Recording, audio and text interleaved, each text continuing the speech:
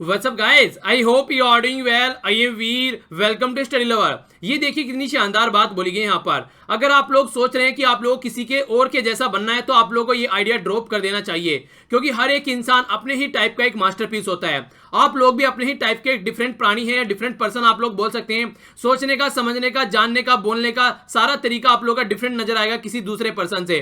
तो फिर आप लोग क्यों किसी दूसरे के जैसा बनना चाहते हैं? आप लोगों को बस एक चीज के ऊपर काम करना चाहिए, वो है अपने आप के ऊपर।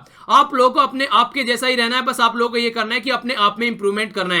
इसीलिए मैं हमेशा बोलता हूं, कभी भी अगर आप लोग कोई काम करना चाहते हैं ना लाइफ में, चाहे पढ़ाई कर रहे हैं या फिर कोई और दूसरा बिजनेस वगैरह कर रहे हैं, कोई भी अगर आप लोग गोल बनाइए तो अपने आप को कंपेयर करके गोल बनाइए, किसी दूसरे को नहीं कि आज मैं यहां पर स्टैंड कर रहा हूं या कर रही हूं, कल को मैं वहां पर स्टैंड करूंगा, इसके बाद में यहां पर स्टैंड करूंगा। आपके पास में एक खाका होना चाहिए, पूरा गोल होना चाहिए। इस महीने यहां रहूंगा, अगले साल यहां, और आने वाले 5 साल में यहां और 10 साल में यहां। पर लेकिन जो भी है यहां पर आप लोगों का टारगेट होना चाहिए, ये सारा कंपैरिजन आप लोगों का अपने साथ में होना चाहिए। किसी तीसरे पर्सन के साथ में कोई भी कंपेयर आप लोगों को नहीं करना है। आप लोगों को अपने अंदर इंप्रूवमेंट लेके आना है, अपने आप को इनहेंस करना है, किसी और के साथ में कंपेयर करके नहीं, अपने पहले वाले वर्जन के साथ में कंपेयर करके, जो आप पहले थे और जो आप बनना चाह रहे हैं या फिर आप फ्यूचर में बनेंगे, उसको आप लोगों को देख के चलना है। इस तरीके से अगर आप लोग लाइफ को जी के चलेंगे ना, तो लाइफ में आप लोगों को कोई नहीं हरा सकता है और आप लोग कभी किसी से डरेंगे भी नहीं, क्योंकि आप लोग किसी और के साथ में नहीं कंपटीशन कर रहे हैं, आप लोग अपने खुद के साथ में कंपटीशन कर रहे हैं। और सबसे अच्छी बात पता है क्या इसकी? अगर कल को आप लोग किसी और के साथ में कंपटीशन करेंगे तो कल को उसने, सामने वाले पर्सन ने काम करना छोड़ दिया, आप लोग वहीं पर रुक जाएंगे, क्योंकि आप लोग उसी के साथ में कंपटीशन कर रहे थे। अपने साथ में कंपटीशन करोगे तो लाइफ भर काम करते रहोगे और कभी भी नहीं रुकोगे। आप लोग हमेशा अपने आप में इंप्रूवमेंट करते रहोगे और अपने गोल को तो बहुत आसानी से अचीव कर लोगे। आज है 11 अगस्त। आज आप लोगों का कोई भी मैथ बेस्ड क्वेश्चन नहीं है, क्योंकि आज है सैटरडे, और सैटरडे को आप लोगों का होता है रिवीजन। तो रिवाइज करना है आप लोगों को जितना आप लोग कर सकते हैं। रिवीजन इतना ही इंपॉर्टेंट है जितना आप लोग पढ़ाई, ठीक है। संडे में भी आप लोगों का लेक्चर आएगा संडे में, क्योंकि साइंस एंड टेक वाला जो कंप्लीट पोर्शन होता है उसको डिटेल में मैं डिस्कस करूंगा, काफी इंपॉर्टेंट होता है एग्जाम के पॉइंट ऑफ व्यू से, तो उसको भी हम लोग देखेंगे। इसलिए आप लोगों को इन्फॉर्म कर दूंगी संडे में भी आप लोगों का लेक्चर आएगा। वीर तालियान के नाम से फेसबुक और मेरी प्रोफाइल है। पर्सनली मुझसे यहां पर आप लोग कनेक्ट रह सकते हैं, फॉलो कर सकते हैं। कई सारी चीजें यहां पर शेयर की जाती है, खुद भी एंजॉय कीजिए और शेयर कीजिए चीजों को, ताकि सबको फायदा हो जाए। देख लेते हैं कौन से आर्टिकल आज हम लोग को डिस्कस करने हैं।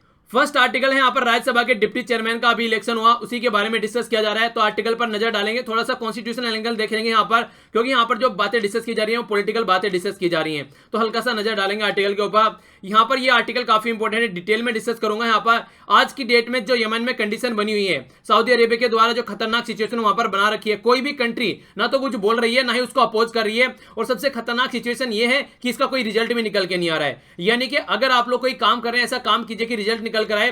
रिजल्ट निकल के नहीं आ रहा है, बस लोग मारे जा रहे हैं। तो इसी के बारे में डिस्कस किया गया, आर्टिकल को डिटेल में यहां पर डिस्कस किया जाएगा। नेक्स्ट आर्टिकल यहां पर ब्रिटेन की पॉलिटिक्स के बारे में डिस्कस किया जा रहा है। इंपॉर्टेंट आर्टिकल नहीं है, नाम है यहां पर बोरिस जॉनसन। ये पॉलिटिशियन है ब्रिटेन के। इन्होंने अभी जो बुर्का पहना जाता है मुस्लिम में, जो मुस्लिम धर्म में या फिर इस्लाम में आप लोग बोल सकते हैं, जो लोग बुर्का वगैरह यूज करते हैं पहनने के लिए, इन्होंने उसको क्रिटिसाइज किया, काफी खतरनाक कमेंट उसके ऊपर किया। बोला कि अगर कोई बुर्का पहन रहा है यहां पर, वो बिल्कुल ऐसे लगता है जैसे लेटर बॉक्स, यानी कि जिस तरीके से लेटर बॉक्स होता है उसमें कुछ भी लेटर वगैरह हम लोग डालते हैं, उसी तरीके से लगता है इंसान को एक बॉक्स के अंदर डाल दिया गया है। तो कई तरीके ऐसे कमेंट किए गए जिसके ऊपर आर्टिकल लिखा गया है, इंपॉर्टेंट आर्टिकल नहीं है। जो नीचे वाला आर्टिकल है ये यहाँ पर तमिलनाडु की पॉलिटिक्स के बारे में, आप लोगों को पता है कि जो करुणानिधि जी का अभी निधन हुआ है उसी के बारे में डिस्कस किया जा रहा है, और थोड़ा सा यहाँ पर हिस्ट्री डिस्कस की जा रही है। देखिए आप लोगों को यहाँ पर हल्का सा आइडिया मैं देना चाहूंगा। अगर आप लोग तमिलनाडु की प्रॉपर पॉलिटिक्स उठाकर देखेंगे तो आप लोगों को एक पैटर्न नजर आएगा। स्टार्टिंग में यहाँ पर जो मूवमेंट चलाया गया, ये चलाया गया था ब्राह्मणिज्म के खिलाफ, तब यहां पर पार्टी निकल के आई थी, ठीक है ना। ब्राह्मणिज्म के खिलाफ यहां पर मूवमेंट चलाया गया था, तब यहां पर पार्टी निकल के आई स्टार्टिंग में, जो डीएमके यहां पर आज की डेट में पार्टी आप लोगों के सामने। फिर आगे चल के मतभेद होने के बाद में यहां पर डीएमके में से एक नया फैक्शन निकल के आया जिसको एआईएडीएमके बोला गया। एआईएडीएमके की जो अब तक लीडर थी वो आप लोग देख सकते हैं, यहां पर अभी कुछ दिनों पहले जयललिता जी की डेथ हुई। एक तो उनकी डेथ हो गई और दूसरा यहां पर करुणानिधि जी की डेथ हो गई। तो कहीं ना कहीं जो सबसे बड़े लीडर थे आज के डेट में तमिलनाडु की पॉलिटिक्स में, वो दोनों ही चले गए हैं। तो ये माना जा रहा है एक गैप आ गया है तमिलनाडु की पॉलिटिक्स में। अब देखने को ये मिलेगा आगे इस गैप को कौन भरने वाला है, यानी कि जो सबसे बड़े लीडर थे वही यहां से निकल चुके हैं। अब यहां पर ये देखने को मिलेगा नया कौन उभर कर लीडर आएगा, जो कि यहां पर प्रॉपर वे में तमिलनाडु को एक अच्छी पॉलिटिक्स प्रोवाइड करा देगा। दो पार्टी अभी नहीं बनाई गई है, एक तो तो आप लोग जानते हैं रजनीकांत जी के द्वारा और दूसरी कमल हसन जी के द्वारा। अभी ये भी देखने को मिलेगा किस तरीके से वो आगे आके अपने पैर जमा पाती हैं, वो भी पॉलिटिक्स में एंट्री करने के पूरे मूड में है अच्छे से। तो देखने को ये मिलेगा। अभी काफी इंटरेस्टिंग थी तमिलनाडु की पॉलिटिक्स किस तरीके से टर्न करती है और किस डायरेक्शन में जाकर रुकती है। तो काफी इंटरेस्टिंग बातें हैं, देखने को भी आने वाले टाइम में ये मिलेगा। बाकी तमिलनाडु की पॉलिटिक्स डिस्कस की जा रही है, हमारे किसी काम की नहीं है ये। नेक्स्ट आर्टिकल यहाँ पर मेंढक के बारे में जिक्र किया जा रहा है, जैसे फ्रॉग के बारे में जिक्र किया जा रहा है। आज की डेट में अंडमान निकोबार में यहाँ पर ह्यूमन और यहाँ पर मेंढक के बीच का कॉन्फ्लिक्ट काफी बढ़ गया है। यहाँ पर जो इंडियन बुल फ्रॉग है ये नॉर्मली यहाँ पर देखने को नहीं मिलता था, मेन लैंड में इंडिया में देखने को मिलता था, अब अंडमान निकोबार वाले एरिया में भी ये पहुंच गया है। तो दोनों के बीच के कॉन्फ्लिक्ट की बात की गई है। मेंढक का नाम आप लोग याद रखते हैं इंडियन बुल फ्रॉग, इसके अलावा कोई ज्यादा इंपॉर्टेंट नहीं है। बताया जा रहा है क्या क्या प्रॉब्लम क्रिएट कर रहा है, वहां पर लोकल न्यूज है, इतना ज्यादा आप लोगों से कोई पूछने वाला है नहीं यहाँ पर इन सब चीजों के बारे में। ठीक है, आइए अब आगे बढ़ते हैं। तो आर्टिकल है यहाँ पर यमन से रिलेटेड। आगे बढ़ने से पहले आप लोगों को एक बार मैप में लोकेशन दिखा देता हूं ताकि आप लोग अच्छे से कनेक्ट कर सकें। हमारी प्यारी पृथ्वी और यहाँ पर हो गया हमारा प्यारा भारत। यहाँ पर आप लोग देखते हैं बिल्कुल बीचों बीच में आप लोगों को नजर आएगा।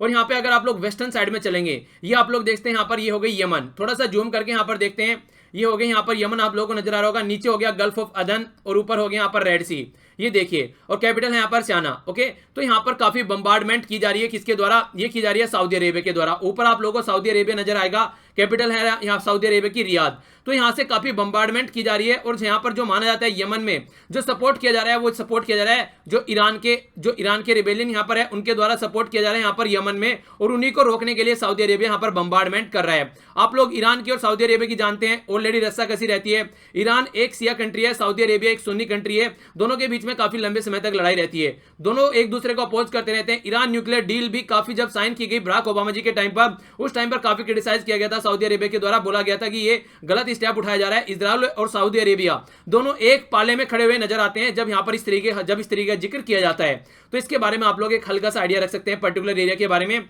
अब यहाँ पर कंडीशन क्या है? कंडीशन इतनी खतरनाक है, यहाँ पर इंसानों को जानवरों की तरीके से मारा जा रहा है और कोई उसके बारे में बोल भी नहीं रहा है। वैसे देखिए, अगर कहीं पर कोई कंडीशन बनती है तो वर्ल्ड की कम्युनिटी निकल कर आती है कि हाँ यहाँ पर ये हो गया, इसको ऐसे रोक लो, वैसे रोक लो।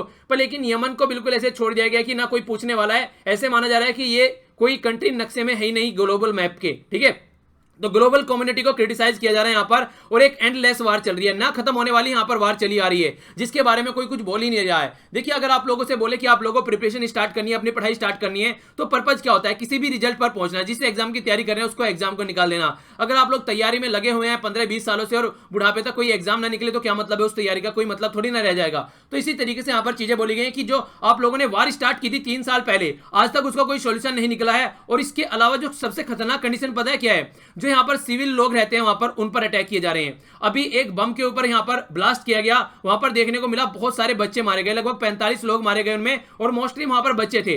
तो ऐसी क्रूरता यहां पर आज के दिन में आप लोगों को देखने को मिल रही है। मिलिट्री इंटरवेंशन यहां पर सऊदी अरेबिया के द्वारा जो किया जा रहा है, 3 साल पहले यहां पर स्टार्ट किया था और आज तक बहुत सारे लोग यहां पर मारे जा चुके हैं। और देखिए, इंटरनेशनल क्रिटिसिज्म थोड़ा बहुत है, पर लेकिन सऊदी अरेबिया के ऊपर, रियाद के ऊपर उसको कोई इंपैक्ट नहीं पड़ रहा है। वो ये बोल रहे हैं कि देखिए, हमको जो करना है हम लोग करेंगे, क्योंकि वहां पर जो लीडर है मोहम्मद बिन सलमान, जिसके बारे में हम लोगों ने डिस्कस भी किया था जब कनाडा वाली वीडियो मैंने आप लोगों को बना के दी थी, उस टाइम पर आप लोगों को देखने को मिलेगा वो एक ऑटोक्रेटिक लीडर है। जरा सी देर में कनाडा के ऊपर कैसे कैसे सैंक्शन लगा के वहां पर सारी चीजें हटा डाली, अपने विद्यार्थियों को, वहां पर जो पेशेंट है उनको सबको साइड में कर दिया जरा सी देर में। इतना क्रूर स्टेप वही ले सकता है जो नॉर्मल एक डिक्टेटरशिप का रोल प्ले कर रहा हो, क्योंकि अगर बात करें डेमोक्रेसी की तो वहां पर इतनी जल्दी ऐसे स्टेप नहीं लिए जाते।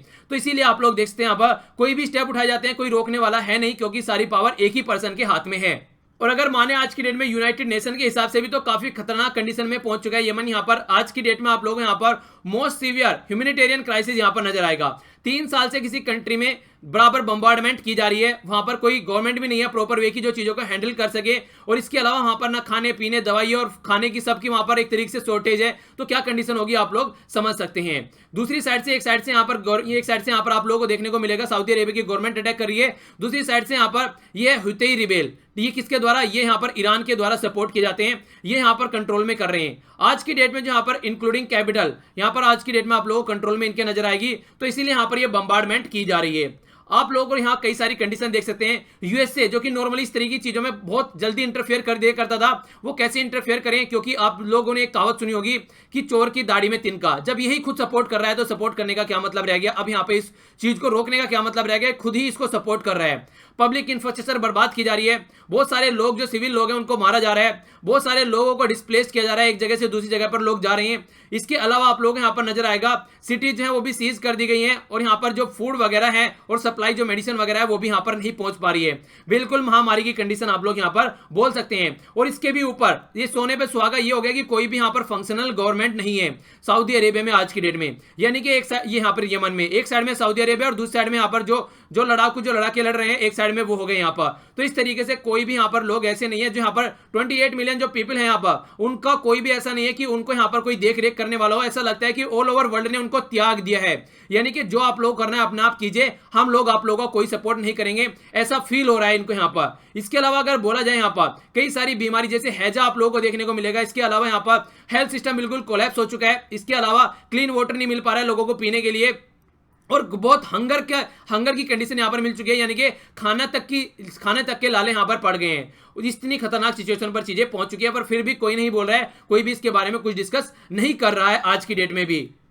और सऊदी अरेबिया के कान पर तो जू चलने वाली है नहीं। सऊदी अरेबिया ने तो साफ साफ बोल दिया है कि इंटरनेशनल प्रेशर को मानने का कोई सवाल ही पैदा नहीं होता है। जो यहाँ पर कैंपेन ये चला रहा है वो अपने हिसाब से यहाँ पर चला रहा है। उन्होंने बोला कि ये मिलिट्री एक्शन है। आज की डेट में जो यहाँ पर हमने अभी अटैक किया यहाँ पर बस के ऊपर, ये बस के ऊपर अटैक इसलिए किया गया क्योंकि बच्चों को वहां पर ह्यूमन शील्ड की तरीके से यूज किया जा रहा था। मतलब बच्चों की आड़ में वहां पर अटैक किए जा रहे थे हमारे ऊपर, इसीलिए हम लोगों ने ये मिलिट्री एक्शन लिया है। ऐसी बात नहीं है कि हम लोग जानते हैं। यानी कि एक तरीके से अपने आप को बचाने के लिए इस तरीका झूठा सा एक बहाना बनाया जा रहा है सऊदी अरेबिया गवर्नमेंट के द्वारा। बोला जा रहा है ह्यूमन शील्ड बन के यहाँ पर वो बच्चों को शील्ड बना के यहाँ पर हमारे ऊपर अटैक किए जा रहे थे, इसीलिए हम लोगों ने यहाँ पर ये अटैक किया है। तो इस तरीके की बातें यहाँ पर निकल कर आ रही है सऊदी अरेबिया के द्वारा। और सबसे बड़ी बात यह जो यहाँ पर यमन के जो प्रेसिडेंट है उनका अब तक पता नहीं है कहां पर है वो। ये माना जा रहा है, रिपोर्ट ये निकल के आती है कि रियाद में उनको हाउस अरेस्ट करके रख रखा है। तो मंसूर हादी जो यहाँ पर प्रेसिडेंट है उनको हाउस अरेस्ट करके रख रखा है, उसमें सऊदी अरेबिया में। इसके ऊपर भी आज तक किसी ने नहीं बोला। आप लोगों को इतने दिन से मैं आर्टिकल पढ़ा रहा हूं, कभी कभी कोई एक आधा आर्टिकल आ जाता है जिसमें इस तरीके की बातें आती है निकल के। कोई भी इंटरनेशनल कम्युनिटी का कोई यहाँ पर इसके ऊपर कमेंट नहीं आता है, ना ही कोई इसको अपोज करता हुआ प्रॉपर वे में सामने आता है। जिस तरीके से कई सारी ऐसी चीजें होती हैं कि सामने अगर खड़े हो जाते हैं कि हाँ भैया ये ऐसा हो रहा है वैसा करना है, तो आप लोग सिचुएशन देख सकते हैं कंप्लीटली बाइकआउट किया जा रहा है। यहाँ पर जो लोग रह रहे हैं यमन में जिनकी कंडीशन खराब हो चुकी है, कोई उसके बारे में कुछ भी बोलने के लिए तैयार नहीं है।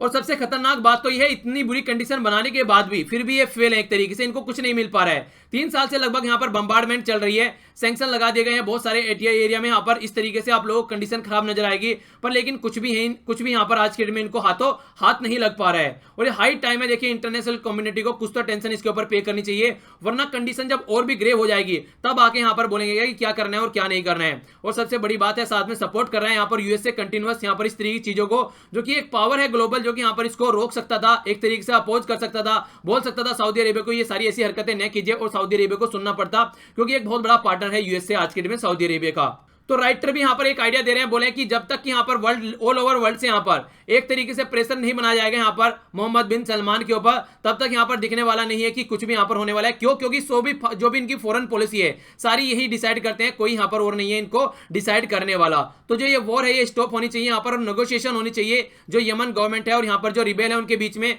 और सबको बैठ के यहाँ पर बात करनी चाहिए। क्योंकि कितना भी क्यों ना लड़ लो, कितना भी क्यों ना काट लो एक दूसरे को, बाद में आके आप लोगों को बात ही करनी है एक दूसरे के सामने बैठकर। तो एक तरीके से यहाँ पर इस तरीके की बातें बोली जा रही हैं। तो देखिए तो नॉर्मल सी बात है, बाद में आके बात ही करनी पड़ेगी, उसमें कोई बड़ी बात नहीं है। चलिए जो भी है, नेक्स्ट आर्टिकल है यहाँ पर डिप्टी चेयरमैन राज्यसभा के। तो डिप्टी चेयरमैन अभी नए पर्सन यहाँ पर चुनकर आए राज्यसभा के, तो उन्हीं के बारे में आर्टिकल है। पहले तो आप लोगों को बता दूं, राइटर जो है थोड़ा सा बीजेपी को यहाँ पर एक तरीके से अच्छा पत्ता बोल रहे हैं कि उनके द्वारा फेंका गया है, क्योंकि डिप्टी चेयरमैन जो चुना गया है अब की बार यहाँ पर, नॉर्मली बीजेपी की एक तरीके से ज्यादा सीट नहीं थी राज्यसभा में, फिर भी वो डिप्टी चेयरमैन चुन के आ गए। क्यों? क्योंकि उन्होंने यहाँ पर जो बंदा चुना है, यहाँ पर जो चुन के आए हैं, ये यहाँ पर आप लोगों के सामने जो मैंने अभी पिक्चर दिखाई, यहाँ पर ये चुन के आए हैं। ये यहाँ पर जो सहयोगी ग्रुप है बीजेपी के, यानी कि एनडीए के जो पार्ट हैं, उनको यहाँ पर सपोर्ट किया गया है। यानी कि कहने का मतलब ये है, बीजेपी ने अपना कैंडिडेट न रख के अपने जो सहयोगी हैं उनको यहाँ पर रखा है सामने, और यहां पर जेडीयू के यहां पर ये कैंडिडेट निकल कर आए हैं, तो इसलिए यहां पर क्या हो गया, एक तो जो सहयोगी हैं उनको साथ में लेकर चलने वाली बात आ गई। दूसरा अगर बात करें उड़ीसा की, तो उड़ीसा को भी यहां पर साथ में लेकर चला गया है। उड़ीसा को नॉर्मली ये माना जाता था बीजेपी और कांग्रेस दोनों से एक तरीके से इक्वल डिस्टेंस बना के रखती थी, तो लेकिन उसको साथ में लेकर आया गया है। बिल्कुल कोल्ड वार वाली सिचुएशन थी उड़ीसा के लिए, ना तो कांग्रेस के साथ में जाना चाह रही थी ना बीजेपी के, पर लेकिन उन्होंने उनको भी मनाया। तो इस तरीके से यहां पर एक पत्ता खेल गए, वरना नॉर्मली आप लोगों को हर टाइम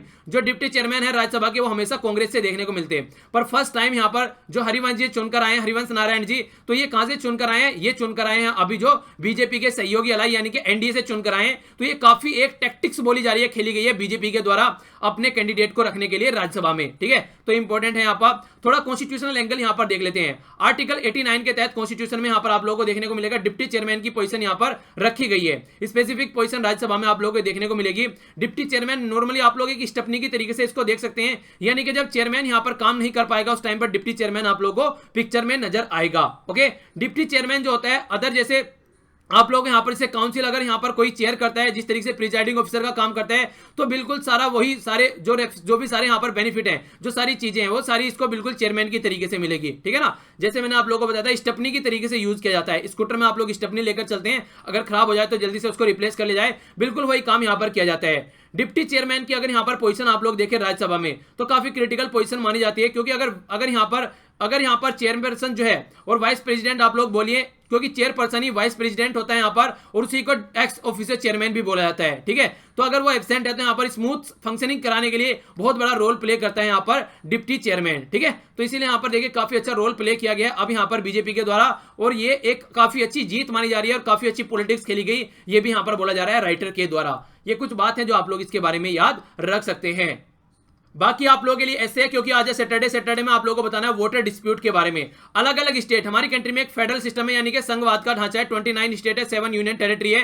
किस तरीके से यहाँ पर रिवर के बीच का डिस्प्यूट नजर आता है आप लोगों को, उसके बारे में आप लोगों को अपना आंसर लिखना है। यानी कि जो नदियों को लेकर जो लड़ाई होती है राज्यों के बीच में, उसके बारे में आप लोगों को लड़ना नहीं है उसके बारे में आप लोगों को लिखना है, ठीक है। 1000 से लगभग 1200 वर्ड्स का आप लोग इसको लिख सकते हैं, जितना भी आप लोगों को सुटेबल लगे, तो 1000 से 1200 वर्ड तक का आप लोग लिखने की कोशिश कीजिएगा, ठीक है। तो देखिए कोशिश जरूर कीजिएगा, इसके बारे में आप लोग सर्च कर सकते हैं इंटरनेट पर, जो भी आज तक का जो मैंने आप लोगों को पढ़ाया, थोड़ा सा आप लोग पॉलिटिक्स डाल सकते हैं इसमें, सारी चीजें मिला जुलाकर आप लोग एक अच्छा सा चटपटा सा आंसर आप लोग यहाँ पर एक अच्छा सा एक ऐसे आप लोग लिख सकते हैं, जिसको पढ़ने के बाद में जो एग्जामिनर है उसको भी अच्छे मार्क्स देने का मन करे, ठीक है। तो कोशिश कीजिएगा जितना आप लोग कर सकते हैं, और एक दूसरे के आंसर से सीखिएगा जरूर। आगे देखते हैं, केरला की जो हालत है वो खराब हो चुकी है काफी। केरला में आप लोगों को देखने को मिलेगा इतनी ज्यादा बारिश हो रही है, जो साउथ वेस्ट मानसून है उसकी वजह से, कि यहाँ पर जो बड़े बड़े बांध है उनमें इतना ज्यादा पानी हो गया कि उनका पानी खोलना पड़ रहा है, वरना बांध टूटने की कंडीशन में आ जाएंगे। इसकी वजह से जो नीचे वाले एरिया है वहां पर बाढ़ आ रही है, बहुत सारे लोग भी मारे जा चुके हैं अब तक, तो काफी खतरनाक कंडीशन है। रेड अलर्ट जारी कर दिया गया है केरला वाले रीजन में। नेक्स्ट जो है यहाँ पर ये काफी इंपॉर्टेंट है, इसके बारे में आप लोगों से क्वेश्चन पूछा जा सकता है। कंचनजुंगा बायोस्फीयर रिजर्व की बात की जा रही है।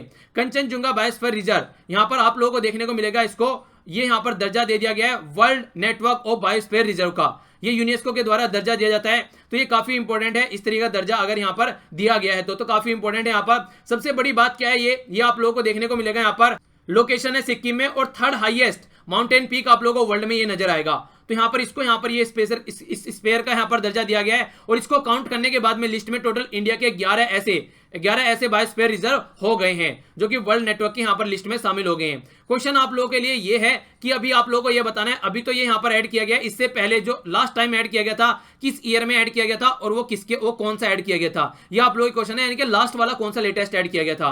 अभी जो यहाँ पर इसकी मीटिंग हुई, ये आप लोगों को 30th सेशन देखने को मिला इसका पेलमबांग में, कहां पर, इंडोनेशिया में, जहां पर ये यहाँ पर दर्जा दिया गया है, और ये इन्फॉर्मेशन दी गई है ministry of environment and forest climate change के द्वारा।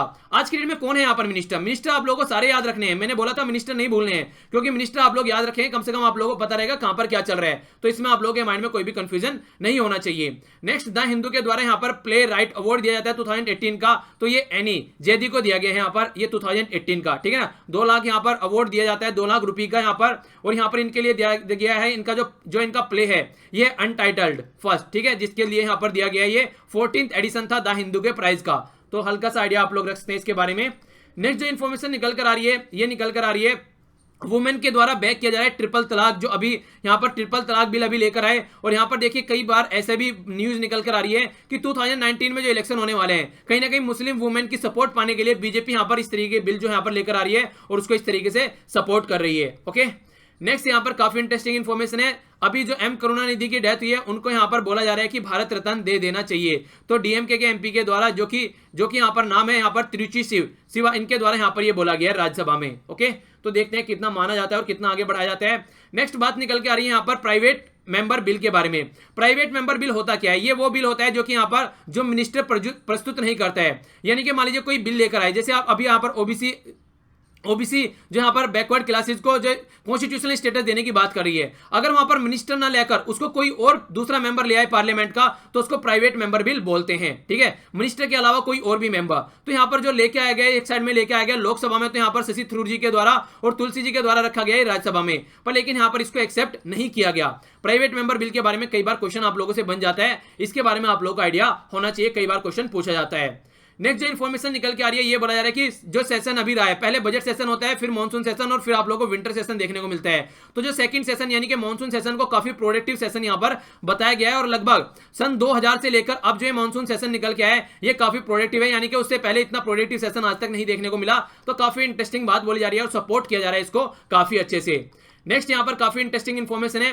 पाकिस्तान अभी यहां पर एक तरीके से एक्सपेक्टेशन लगा रहा है कि आने वाले टाइम में सार्क की जो समिट है फिर से उसको रिज्यूम किया जाए, और इसीलिए यहां पर जो पाकिस्तान के नए प्राइम मिनिस्टर बनने वाले हैं, जो कि आज ओथ भी लेने वाले हैं, वो इंडियन हाई कमिश्नर से मिले इस बारे में। तो देखिए कैसे आगे बढ़ाई जाती है बातें, काफी इंटरेस्टिंग रहेगा और काफी देखने लायक भी बातें रहेंगी। यूएस ने कट कर दिया है यहां पर ट्रेनिंग देने के लिए जो पाक की मिलिट्री को दी जाती थी, और हम लोगों ने डिस्कस किया था अभी यहां पर रसिया पाक को यहां पर मिलिट्री ट्रेनिंग देगा।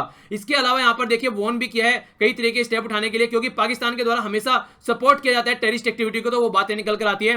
पर लेकिन चाइना और रसिया यहां पर पैरेलल में खड़े आएंगे पाकिस्तान के साथ में, क्योंकि संघाई कॉर्पोरेशन ऑर्गेनाइजेशन का मेंबर बन चुका है 2017 में पाकिस्तान इंडिया के साथ में। तो इसलिए कहीं ना कहीं चाइना और रसिया हमेशा सपोर्ट करते हुए नजर आएंगे। ट्रंप ने यहां पर बोला है स्टील और एल्यूमिनियम का टैरिफ लगा दिया गया है तुर्की के ऊपर। तो ट्रंप जो है यहां पर एंजॉय करते हुए आ रहे हैं, देखते हैं कहां तक चीजों को लेकर जाते हैं किसी को भी नहीं छोड़ रहे हैं। ओके, नेक्स्ट जो बात की जा रही है यहां पर इथेनॉल की बात की जा रही है, ठीक है ना। तो इथेनॉल को बढ़ाने की बात की जा रही है ट्रिपल टाइम प्रोडक्शन 2022 तक, ताकि जो किसानों की इनकम है उसको भी बढ़ाया जा सके, और जो ऑल ओवर वर्ल्ड से जो आज की डेट में यहां पर ये 12,000 करोड़ है। ठीक है, ये बोला जा रहा है प्राइम मिनिस्टर जी के द्वारा कि आने वाले टाइम में हम लोग अपना जो इंपोर्ट है उसको रिड्यूस करने की तरफ पड़ रहे हैं। यानी कि जो हम लोग खरीदते हैं ऑल ओवर वर्ल्ड से सामान, उसको हम लोग सोच रहे हैं कि जो हम पेट्रोलियम प्रोडक्ट खरीदते हैं वो हम उसको रिड्यूस करें। तो उसी के डायरेक्शन में आप लोग एक कदम बोल सकते हैं, काफी इंपॉर्टेंट है, याद रखिएगा। बाकी ये मैंने आप लोगों से क्वेश्चन पूछे थे, आर्टिकल 24 के बारे में आप लोगों से पूछा था, ये है चाइल्ड लेबर के बारे में। हमारे संविधान में चाइल्ड लेबर के बारे में लिखा गया है कि चाइल्ड लेबर नहीं होना चाहिए, और उसके ऊपर कई सारे लॉ भी बनाए जा चुके हैं हमारी पार्लियामेंट के द्वारा, ताकि चाइल्ड लेबर को यहां पर रोका जा सके। वर्ल्ड इन्वायरमेंट डे सेलिब्रेट किया जाता है 5 जून को, और इस बार का जो सेलिब्रेशन का जो जिम्मेवारी थी वो इंडिया के ऊपर था, इसीलिए यहां पर काफी इंपॉर्टेंट था ये। और इस बार की जो थीम थी बीट द प्लास्टिक पॉल्यूशन। बाकी मैंने आप लोगों से मैप बेस्ड क्वेश्चन पूछा था, तो ये था ताइवान के बारे में। ताइवान आप लोग मैप में निहार सकते हैं, यहां पर चाइना देख सकते हैं यहां पर, और ये हो गया ताइवान, ठीक है ना। तो इसके बारे में आप लोग याद रखते हैं, काफी इंपॉर्टेंट है और काफी न्यूज में भी रहता है। कई बार यहां पर बोला जाता है कि ये मेन चाइना है, क्योंकि यहां पर जो चाइना में मेन पार्टी थी वो यहां पर भागकर यहां पर आ गई थी, और उस टाइम पर फिर यहां पर कम्युनिस्ट पार्टी ने जो पर्टिकुलर दूसरा एरिया उस पर अपना कंट्रोल कर लिया था। तो बहुत लंबे समय तक यहां पर रिकॉग्नाइज नहीं किया गया था चाइना को। बोला जाता था कि मेन जो यहां पर मेन चाइना जो है वो ये है, इसलिए यहां पर कई सारी बातें निकल कर आती थी। ठीक है, तो इसके बारे में आप लोग याद रख सकते हैं। कई बार इंफॉर्मेशन रहती है, तो हल्का सा आइडिया आप लोगों को होना चाहिए कि एक्चुअल में मैप पे है कहां ये। नेक्स्ट मैंने आप लोगों से क्वेश्चन पूछे थे, जो फर्स्ट का आंसर है वो है डी, सेकंड का आंसर है सी, और थर्ड का आंसर है सी। और आज के जो आप लोगों के क्वेश्चन है, ये आप लोगों के सामने दो क्वेश्चन है, दोनों क्वेश्चन के आंसर जरूर दीजिएगा आप लोग। बाकी आप लोगों के लिए संडे को शाम को आप लोग यहां पर इकोनॉमी का लेक्चर मिलेगा, वो जरूर याद रखिएगा आप लोग, देखना मत भूलिएगा। संडे में जो आप लोग का इकोनॉमी की जो सीरीज चल रही है वो हम लोग कंटिन्यू करेंगे। लेक्चर अगर पसंद आता है तो लाइक जरूर किया कीजिए। टारगेट आप लोगों के सामने रखा था, आप लोगों ने अच्छे से अचीव किया। आज फिर आप लोगों को इतना ही टारगेट रखना है, लाइक जरूर कर दिया कीजिए, कुछ चीजों को शेयर कर दिया कीजिए, काफी इससे मोटिवेशन भी मिलता है और चीजें लोगों तक पहुंचती है तो काफी अच्छा लगता है। किसी को अगर फायदा हो जाए तो आप लोगों को कुछ नहीं बिगड़ेगा उसमें। इसीलिए बोला जाता है कि candle lose nothing by lightning the another candle. किसी का अगर फायदा हो जाएगा तो इससे आप लोगों को कुछ नहीं बिगड़ेगा। ओके, यहां पर शेयर कर दीजिए, फॉलो कर सकते हैं, आसपास सफाई रखिए, पानी और पेड़ पौधों को सेव कीजिए, पॉलिथीन और प्लास्टिक वगैरह बिल्कुल यूज नहीं करना है। तो आज के लिए इतना ही, मिलता हूं नेक्स्ट लेक्चर में, तब तक के लिए जय हिंद।